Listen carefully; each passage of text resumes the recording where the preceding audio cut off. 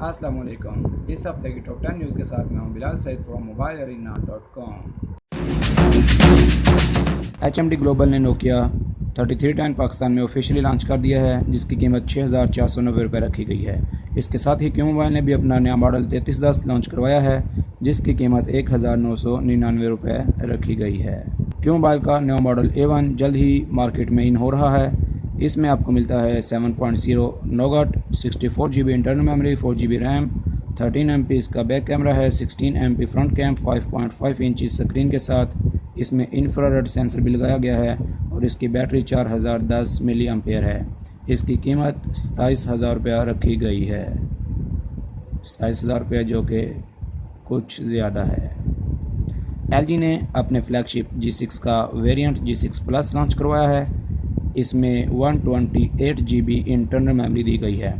اس کے علاوہ 4K videos, 5.7 inch screen, Android 7.0 nougat, fast charging اور 2 TB تک میموری کارڈ کی سپورٹ اس کے اندر شامل کی گئی ہے۔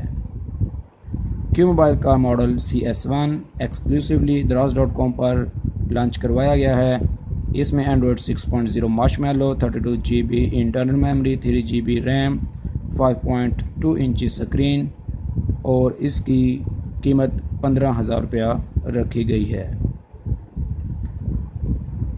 HMD گلوبل نے اپنا ماڈل نوکیا 3 پاکستان میں ریلیز کیا ہے۔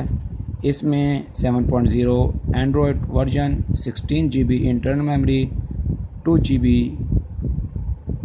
ریم، 8 MP بیک کیم اور 8 MP فرنٹ کیم کے ساتھ 5 انچ اسکرین۔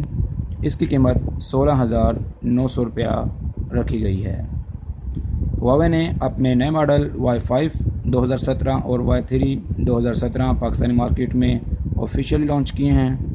Y5 2017 کی قیمت 16,000 روپیہ اور Y3 کی قیمت تقریباً 13,000 روپیہ رکھی گئی ہے۔ PTCL نے آزاد جموں کشمیر میں اپنی 4G LTE سروسز متعارف کروا دی ہیں۔ OnePlus 5 جو کہ 22 جون کو لانچ کیا جائے گا، اس کی رجسٹریشن چائنا میں JD.com پر 5 لاکھ سے تجاوز کر چکی ہیں۔ انڈیا میں یہ فون ایکسکلوسیولی Amazon.com پر دستیاب ہوگا۔ اس کی قیمت انڈین روپیز میں 33,000 روپیز رکھی گئی ہے، جبکہ پاکستان میں اس کی قیمت کا تخمینہ تقریباً 55,000 روپے لگایا گیا ہے۔ اس میں 8 GB ریم متعارف کروائی گئی ہے۔ اس میں ڈوئل کیمرہ کے ساتھ 8 GB ریم رکھی گئی ہے۔ سیمسنگ نے نوٹ 7 ریفربش کو جولائی کے آخر میں لانچ کرنے کا فیصلہ کیا گیا ہے۔